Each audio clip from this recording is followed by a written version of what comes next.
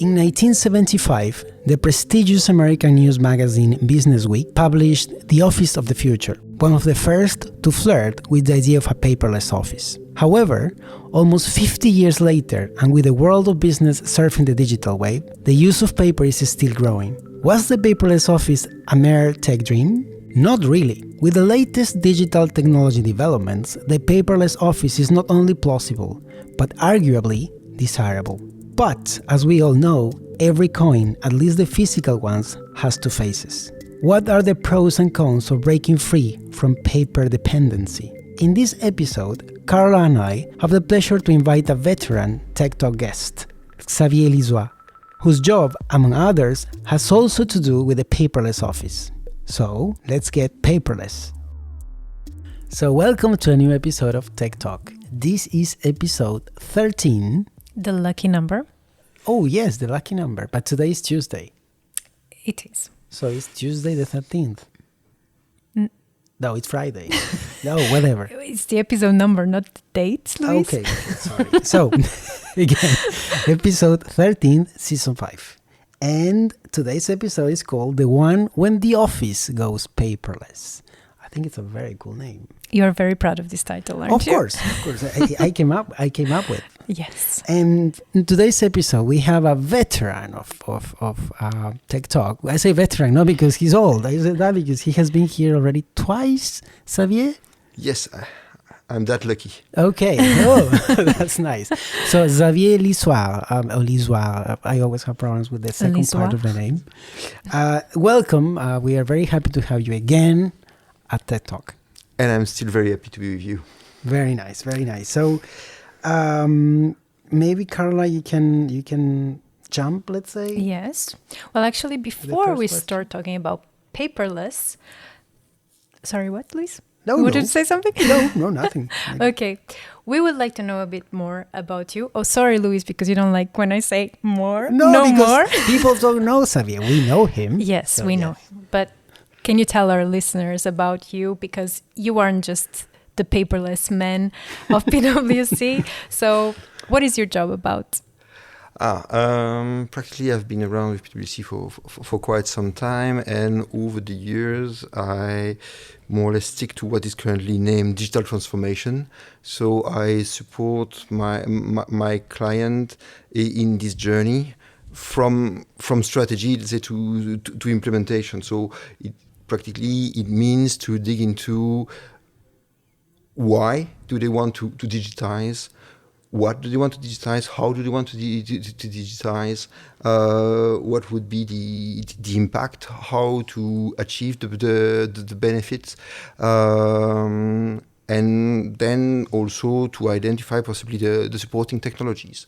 So okay. I have the chance to be able to support this journey from the top and possibly sometime to the very lowest end of the stack.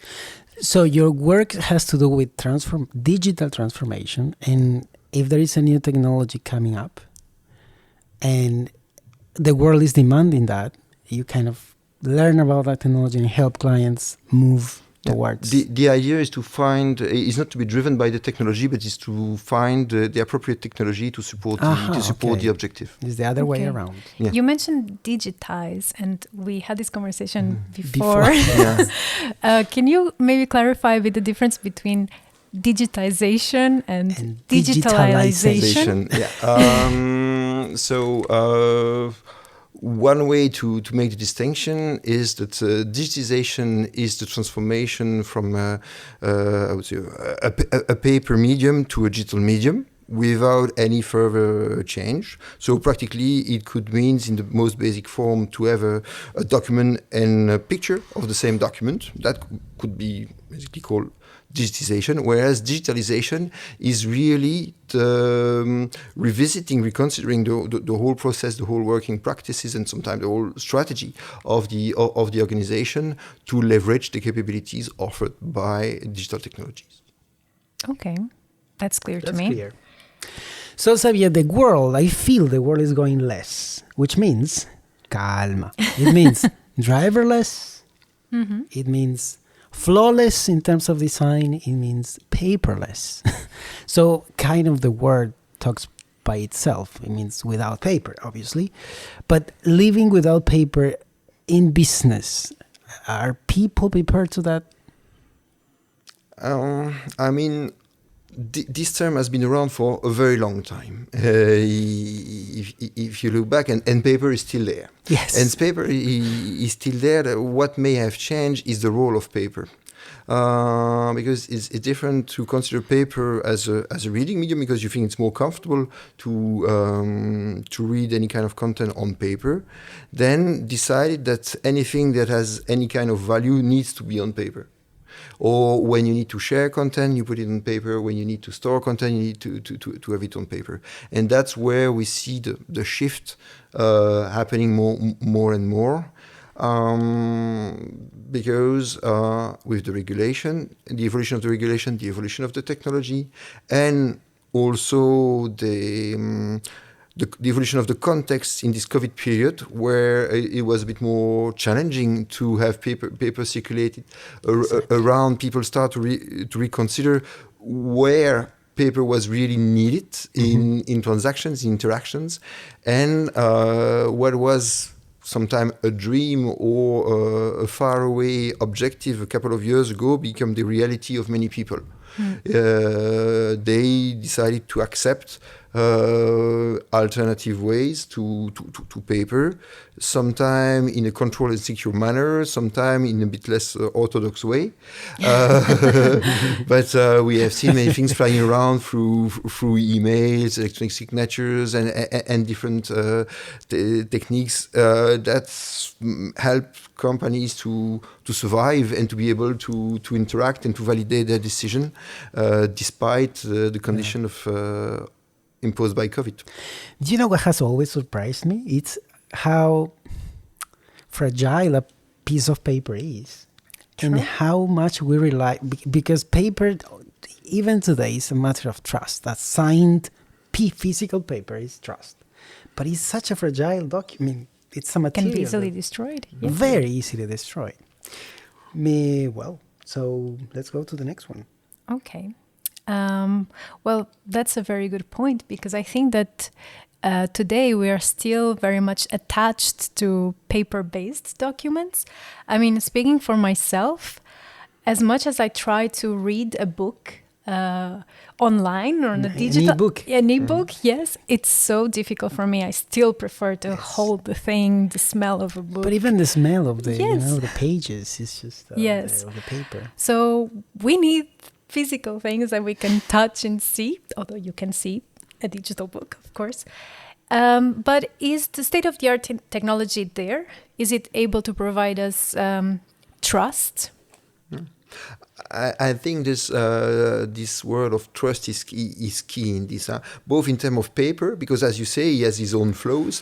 The only difference is that we got used to that flows, and we know the limit, and we have working practices. We've got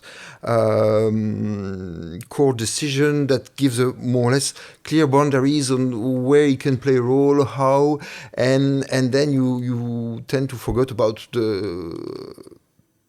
the natural flows of this medium, as you were saying, both in terms of validity, because it's quite easy to forge any kind of content of paper, in terms of operation, because by definition a paper document can only be in one place, and as soon as you start with copies, you never know where they are and how to control and make sure versions are correct. So all those kind of drawbacks, they tend to be accepted or as a condition of using paper-based documents. Whereas on the other side, when every time you start to talk about digital evidence or digital medium to manage trust, people come up with plenty of questions they never ask about paper, which is much more fragile, much more easy to forge, much more... Anyway, there's plenty of drawbacks, but people just have learned to live with that, and unfortunately forgot about that unless they end up with problems.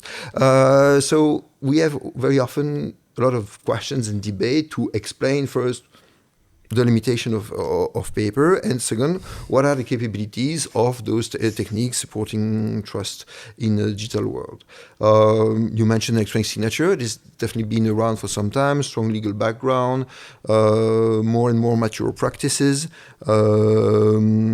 Still with these questions, because within EU there's less and less debate.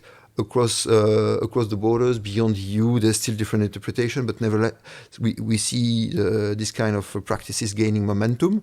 Then there are also additional ways to demonstrate the integrity of document. Blockchain could be one of them. Exactly. Again, depending on the case, depending on the context, depending on the kind of value you need to secure and to grant to this information, they could be relevant. It's important also to understand all what's embedded into a signature. It's not a matter of integrity; it's also a matter of identifying the author. And that's the challenge you see more and more that is related to digital identity rather than signature. Because in the signature process, it's quite normalized. It could be cheap to implement. The challenge is the validity of the identity of the signing party, because that is costly to validate. Is the KYC of the... Absolutely. But that KYC process is the most costly process to initiate a digital transaction, or at least a safe and trustful digital transaction. It's really to identify the counterparts and to be able to provide a digital identity that you can trust, and you know that Louis is Louis when it's the digital Louis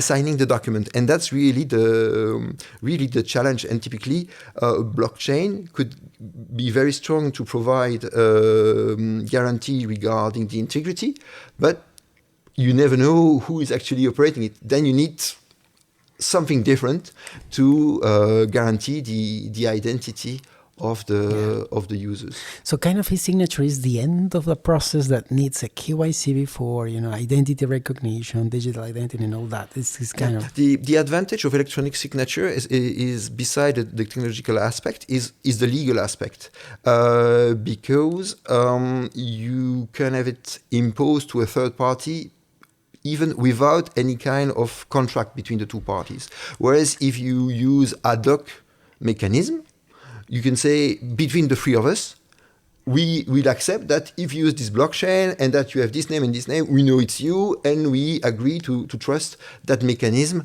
for any kind of communication between us. That's fine. But if you want to involve somebody else who doesn't know about us, and we don't know much about that third party, how can we come up with an agreement? Then we need to do with this specific KYC to onboard them and to give them, access to specific technology. It could be proprietary. And that's only for us. If he wants to do something else with another group, he needs to do it again. And that's what is not efficient. And that's where digital identity is gaining traction, because we realize that, I would say, the rest is just a matter of technology. But here with digital identity, that's the bridge between the human, the individuals, and this digital alter ego. And that's key, because everything that's happened downstream is only conditioned by the validity of this process.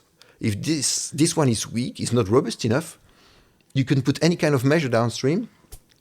That's very interesting. It will be tainted. Some weeks, maybe months ago, we had Serge Hansens, and he here at TechTalk, and he explained to us this European level digital identity project, which actually, in summary, what we need is a standardized way of identify the Europeans in every country of the bloc. Yes.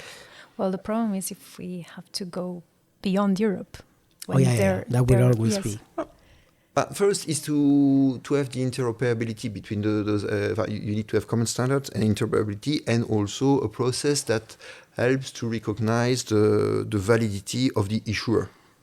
Because I can give you, I would say, I can give you a digital ID, And okay, it will be good enough for the two of us, but you cannot say, okay, I've got a digital ID and I will go to the bank and I'll sign it and say, okay, and how did you get it? Oh, a friend of mine gave me.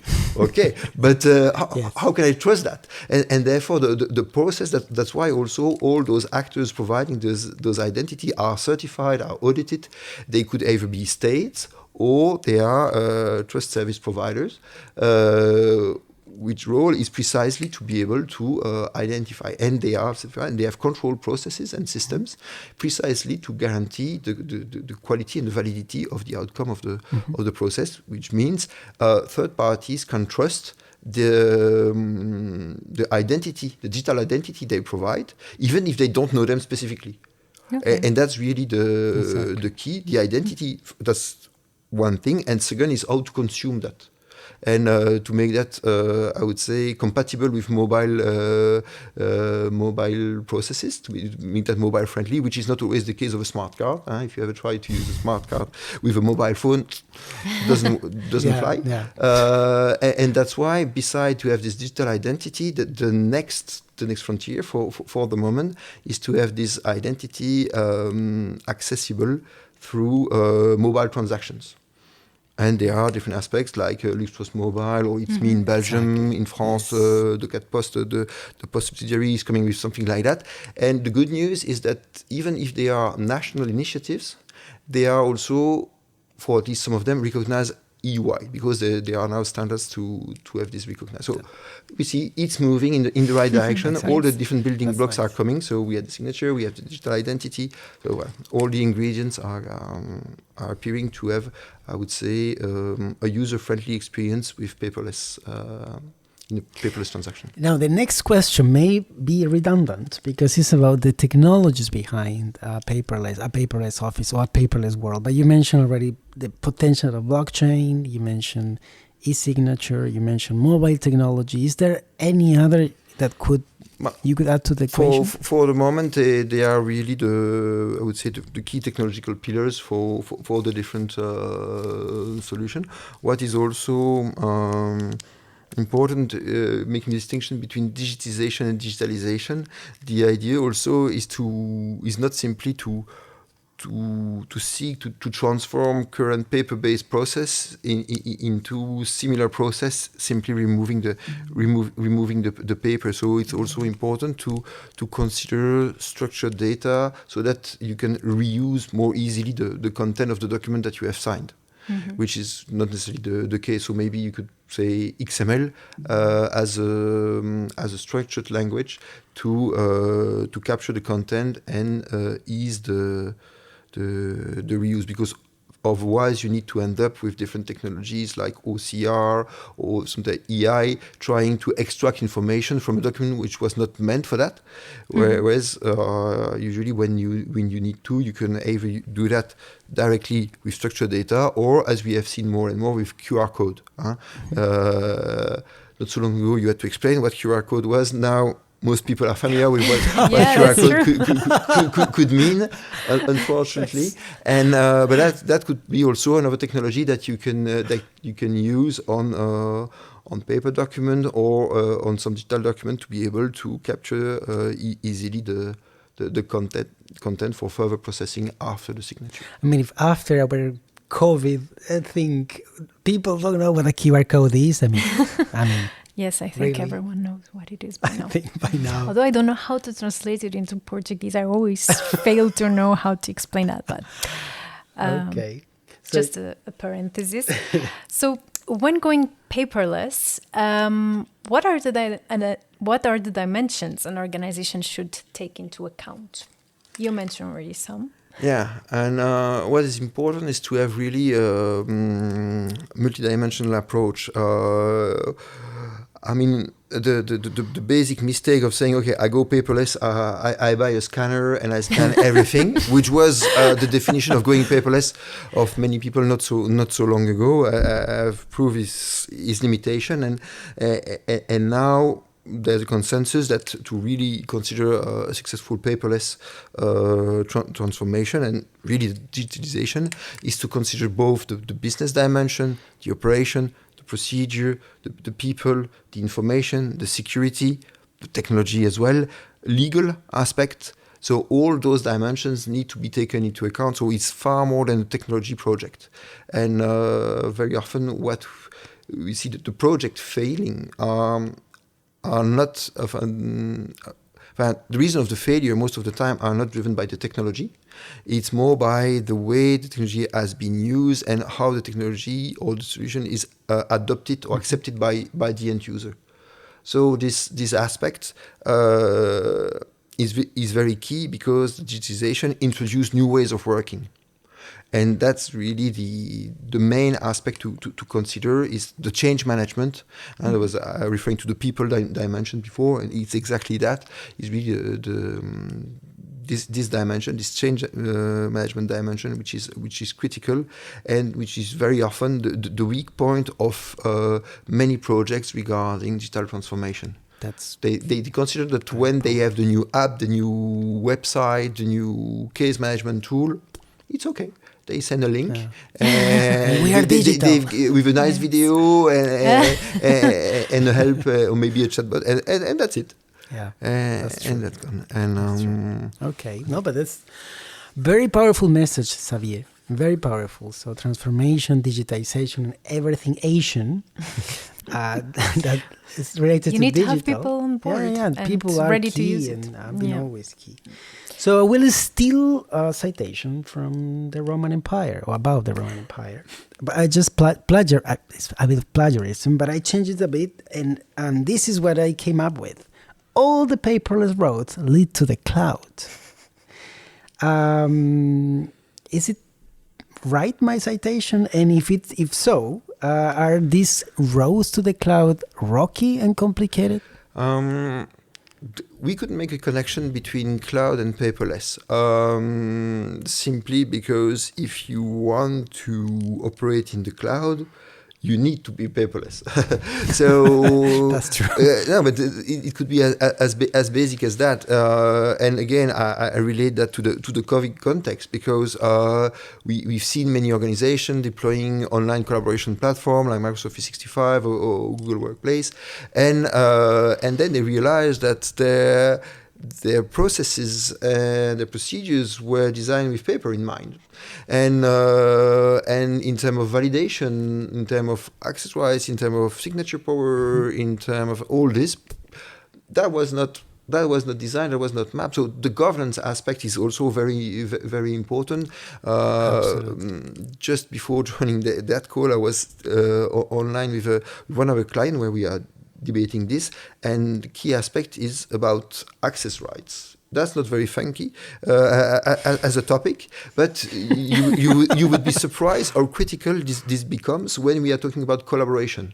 And that's the big difference between deploying a tool and then keeping the control of what's of this new I would say this new ecosystem that you are opening to your participant, because this ecosystem will very quickly turn into a jungle if you don't provide some guidelines and some rules. And one of the rules is materialized by access rights. That's what the end user sees most, and they are very happy to discuss about policies, about procedures, and blah blah blah, as long as, until they still to see how it materializes concretely. And see, but how come I cannot do that anymore? I used to have access to that. How come? Because precisely now the rules. We have not changed the rules. We are just applying the rules. And now with the technology, you can enforce that. So to get back to your question, that's where we see more and more this connection. To be able to benefit from the technical capabilities offered by the cloud, then you need to sort all those things before. It's not when you deploy the tools then you start to figure out how you should use it. And unfortunately, that's the situation we see many companies are facing for the moment in Luxembourg and beyond, because due to COVID they had to rush, and they were sometimes very proud to say, "Wow, we did that in a couple of weeks." And indeed, in a couple of weeks, they were able to deploy the infrastructure. They were able to get licenses and to give license to everyone. But now, 1 or 2 years later, they start to see the results of not providing additional indication or guidelines on how people should operate. Everybody has reinvented his own world, and now they are facing multiple working practices for what should be a common. There's no reason to have variation within the company, but as there were no guidelines, everybody has reinvented his own way. And so they have a very fragmented landscape. It means searching, I've got a super search engine, but you have multiple versions. You don't know where it is. You don't know who is actually in charge. You don't know if what you are seeing is the last version. You don't even know if you can share it and with whom. And the problem with those tools is that they can help you to scale quickly, but bad practice scale even faster. Yes, so exactly. that's the kind of point I was referring to about the jungle, precisely. And that's where we see also very often people hoping that technology will fix governance issue, but no. No, sorry to disappoint you. It could even make it worse. Yes. Yeah, exactly. Because again, the problem will scale much faster, and they thought when they say I've got a problem with the paper, and they put technology there, and then they have a problem with the technology, so they realized that the problem was not the paper, it was the way it was managed. Right, exactly. And so technology could help enforce rules, support rules, make the life easier, but they do not replace the rules. Yes, exactly. And the rules need to be smart, to bring value, to bring comfort, and to support also the user. They are not to be seen as restriction. They need to be designed to provide a common language, common understanding, and trust in the system, so that people use it comfortably, and use it efficiently. Otherwise, they either don't use it, or they duplicate it with their own system, or they bypass it through emails, or even worse, through Dropbox or WhatsApp or whatever, when they completely recreate their own world, because it's either more efficient or with less constraints. So now you mentioned a key word that Carla has the key question now. You mentioned design, and Carla has the next one about that. That's right. So let's talk about paperless by design. What does it mean? Such a fancy. Yes. The idea is to think through the whole process from end to end. Because if you look at paper documents that are exchanged, like an invoice, like an order or anything like that, usually they are some sort of a snapshot of a set of information at a specific moment. But when you create them, usually you extract them from an accounting or procurement system, and when you want to consume them, you need to put them in accounting or procurement system. So they are some sort of an interim, of a paper-based interim between two digital ecosystem. And that's what you need to take into account to think from the issuer to the different consumer of the information over the whole life cycle. So it means during the creation, during the validation, during the sharing, during the reception on the other side, and maybe the archiving on both sides. And considering this whole life cycle, what matters, what are the requirements, operational requirements, legal requirements. And when you have designed that, you can create a process that will be able to accommodate those requirements with, ideally, as little impact as possible on the experience of the end user. So it means if you say integrity is critical, but then you include also integrity mechanism in your processes.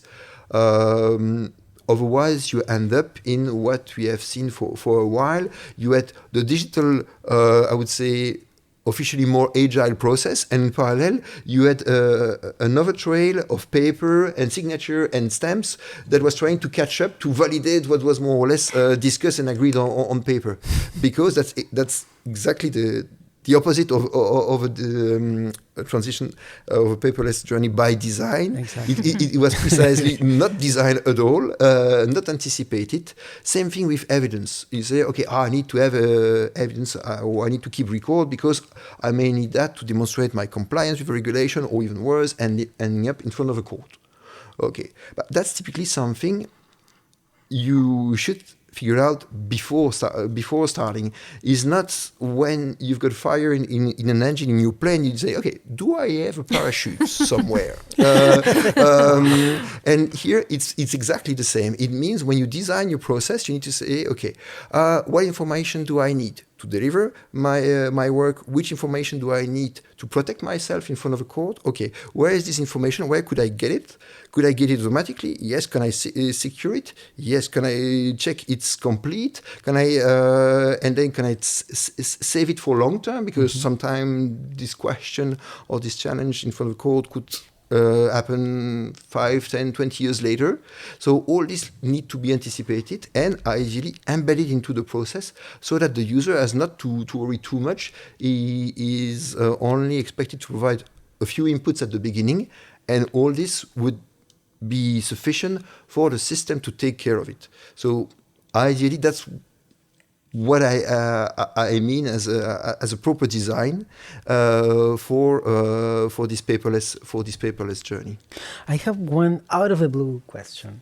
Go ahead. And it's because you were saying, we were explaining to us this paperless by design. Do you see any difference between public institution and private? Is one more advanced than the other one? Because sometimes, even if it could be surprising, public institutions sometimes are more advanced in this. Could be depending from one process to another. One aspect that may be also a driver is that for public institutions there are some regulation, very often e-regulation, imposing some aspect, or to accept electronic invoices or to issue electronic tenders. All this is not necessarily imposed to private companies, but to accept also in the context of eIDAS, so the legal framework for digital identity, to accept secure online transaction, to accept also identity from foreign countries within the EU. All this was imposed to public sector and to public bodies, but in this context we can consider they are more advanced. I could file my tax form in Luxembourg with my Belgian ID, but I can do very little with my Belgian ID in the rest of the ecosystem in Luxembourg. So, voilà, just a practical example on some aspects. And regulation is a very strong driver in this. Public sector could be more advanced. On the other side, private sector is maybe more advanced regarding transactional aspects, especially when money flows are involved. Different methods are adopted, and we see more progress on that. But clearly, both are moving. Now, do you think that because of the little tiny virus, whose name I don't want to mention, companies, organizations are living a sort of hybrid reality today? Yeah, at least the shift that was discussed in the year before has materialized more and more. And we also see that both in the way we work, both remote working, and you were talking about cloud previously, but remote working was also an important trigger for paperless. Huh? Okay. Carola, you have the next one. Yes, which is a double question, sort of. What are the challenges of going paperless and the challenges of being paperless? Of going paperless, I've already briefly touched upon it in my previous comments. I restate it again, but just to take into account the changes that will happen and that will have to happen. Because if you just replicate the approach, the philosophy, and the working practices that you had before on paper, it means you are missing a big part of it. And on the other side, if you are implementing those changes without providing the appropriate support for the transition, you will fail anyway. So it's important to have both, because sometimes you say, oh, we need not to change too much, what people will not accept, but it means okay, so stick to paper. So otherwise, or don't call that digitalization. And then this human dimension, because we see very often that beside pure, I would say, opposition, frontal opposition, which could also happen, what you see even more frequently is people not comfortable with the tool, using it poorly, creating poor information, incomplete information, or using only a subset of the capacity of the tool. So the company is invested in a very smart CRM, and people just put names and address and use it as a smart address book. True. So an address book. That's also what could happen if you don't support this. And that also makes a connection with your second part of the question of how do you live with it. But never never take it for granted. Because what we see also is often for the initial transition, the company has invested. They invested, they give some training, they give speeches, you've got coach, you've got help desk, and then over time, the dedicated help desk is replaced, and they just assume everybody knows. And then you've got some turnovers, there are some operations people don't do very often, and then over time, you only practice what you remember or what your colleagues still remember because you didn't even have a training at all, or you were given a book that you have no clue about, or that you will never read, and then you tend to lose more and more the best practices, and that becomes the least common denominator between what everyone remembers. Yep. And that's something that is important, so that the different generation of users are also introduced to that, or the initial one are refreshed, or at least refresh their memory about the why and the how, so that they not only use it correctly, and they can also come up with way to improve the solution. And what is an interesting telltale sign is that we have already seen several times when you ask people, we do the interview, what else could they introduce? How could they improve the tools? And I would say 80% of the suggestions are features which are already existing. Really? Yes. Very, very, very often you see it's simply striking. Because people are not aware or not using the tool correctly. Yeah. Good point. Good point. Yeah, it's when someone, I read sometimes articles on what your smartphone can do. It's a silly example, and I say, I didn't know I can do that.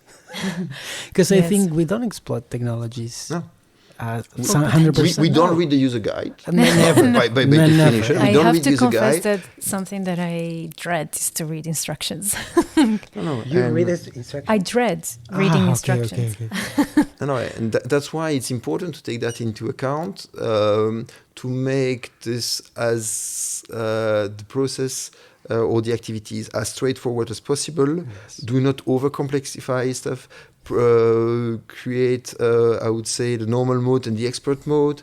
Don't overload the user. Monitor the adoption, the practices of the user. Now, technology could help you with that, and it goes beyond simply asking the user what they think, because they only judge that by the part that they know. So they don't judge what they don't know. And as I was saying, a big part of the investment is lost simply because it's ignored. Hopefully, we will have an AI friend one day that knows us very well and actually only processes and tells us the information we need to know according to our personality. That's not a bad idea. That's a very good maybe idea. it already exists and you don't know. Yeah. Oh, wow. Yeah, that's true. That's indeed a way the dedicated agent working on your behalf and in your interest, and that's exactly part of the model which are being considered for the moment. And otherwise, before we go there, simply monitoring the logs of the use, not only to try to detect abuse or fraud, but simply use or absence of use. And because absence of fraud simply means because people just don't even know how to use the tool. And again, all this, it's surprising how neglected and overlooked this is, where especially companies could be keen to put a lot of money in digital transformation because I would say during those days, people consider as normal that you invest in digital transformation. But when you need to invest in the user, in the human who use that and who actually will create the value, I mean, people are less keen to continue, and I think it is a poor calculation because actually they are losing value. Yeah, sometimes buying the technology is considered an investment. Training people is considered a cost. Oh, really? But yes, that doesn't make sense. That doesn't make sense, but it's an old-fashioned mindset. Okay. But we still have one more question that I kindly, Carla, no, it's your turn. It's mine? Yes. Really? You get the last one. Okay, I already have a disclaimer about this because it's kind of legal, and I know. So you already know the answer. None of us is a lawyer, fortunately, so still do we still need some information on paper? Indeed, that's definitely a legal question, and that also means that from one territory to another, it will vary, and that's why it's also important to ask for those to identify the territories which are involved in the transaction or could be involved in the transaction, and to have the validation. I would say again, from my non-legal perspective, that there are less and less places or domains where digital cannot be used, but there are still some. Typically, Luxembourg, like notary deeds and things like that. So it's important to identify them and to see how you need to include that into your transactions and in your case management should you need them. But even more globally, beside it, even for documents that could be digitally native or that you can convert, it's also important to have a legal opinion to clearly understand what are the risks or the constraints, how they can be addressed or mitigated early on. Just like the parachute, it's not when you're fired that you start to figure out, because otherwise you will have plenty of data, but very little useful info and evidence. That's a big difference between having an info and to have a robust evidence that you can put in front of a court. But to be very, very honest, I feel that I don't know in how many years' time we will truly go paperless. I think so. Not for reading, but for all these legal... Well, you never know. Well, I don't know, because the human eye will still be there and probably will still prefer paper. Or maybe the romantics like you, Carla. Maybe. I know, she's a crazy reader. But now there are regulations when they explicitly say the judge cannot dismiss an evidence because it's digital. Uh-huh. So just also to state it explicitly that when they consider there's an equivalence between a paper-based and digital-based evidence, also, it's not something that could be decided depending on judge mood or something like that, or appreciation of technology or familiarity with technology. But nevertheless, conversely, it doesn't mean that he has to accept any kind of digital evidence. You need to be able to demonstrate the quality and the robustness of the evidence that you bring. And that's where also people... Connecting to the paper discussion we had at the beginning, people tend to forget also the benefits or the natural properties of paper in terms of durability for some aspect, in terms of integrity. That needs to be replicated in the digital world, and that's on one side. And on the other side, digital has its own challenge, and simply storing files the way you would store documents may not be enough either. So there are also additional measures to be able to that need to take to be able to build that trust. And I think you have probably heard also about metaverse. Of course. Okay. So tell me where you put paper in metaverse. No. No. There's no paper in metaverse. So it means it means in this case any kind of assets, any kind of evidence, any kind of transactions will be purely digital. And therefore, in this context, we will be facing interesting conversation, interesting discussion about how you will manage trust in this. And for example, NFT is a way to materialize property. I was talking about notary deeds previously. That's for the historical approach in the physical world, but you don't have notaries, but you have people issuing NFTs. Okay, but then you realize that you can NFT anything, even things that do not belong to you. So that also clearly highlight the value of the process, because the notary, okay, will issue a paper, but the challenge not to issue the paper and the signature is to have the validation process before that demonstrate that you are now that the seller is the lawful owner, and then you will have full ownership of the items that you have both. And that's the challenge. And if you've seen with the NFT, I think it was one of the platforms was saying 80% of the NFT being sold on a platform are fake. So it means yes, the asset is there. It just means it has been issued by someone who has not the legal right to issue it. You know what? That's a wonderful example, because I think everyone knows what metaverse is. By the way, NFT means non-fundable token. And now it's becoming the thing. And I think we should have an episode in the future about that. But it's a wonderful example of how the metaverse, which has become the thing, it's absolutely paperless. Yes. And all the things it needs to work, all or to create identity, trust. Or to replace paper as a trust medium in a 100% digital ecosystem. Yes. Well, thank you, Xavier. I think we always learn, but this topic is especially close to all of us, because if you work, you are basically, a lot of your work is based on paper. So at some point it probably won't be. Maybe we will already all retired in some awesome beach in the south of Europe. Maybe. But we still are here. Yes. So we really appreciate your... Thank you for your time. Yes, your time and your knowledge, of course. Yes. And until the next one. And to everyone, have a good day, a good evening, or I don't know. Thank you very much for listening. Thank you. Yeah. Thank you for reminding me. So this is Tech Talk, technology made simple over a cup of coffee. And that's it, Luis. You said it all. No, but you have to say your tea, and then you have to ask him. You keep changing. You are from Belgium. Whatever.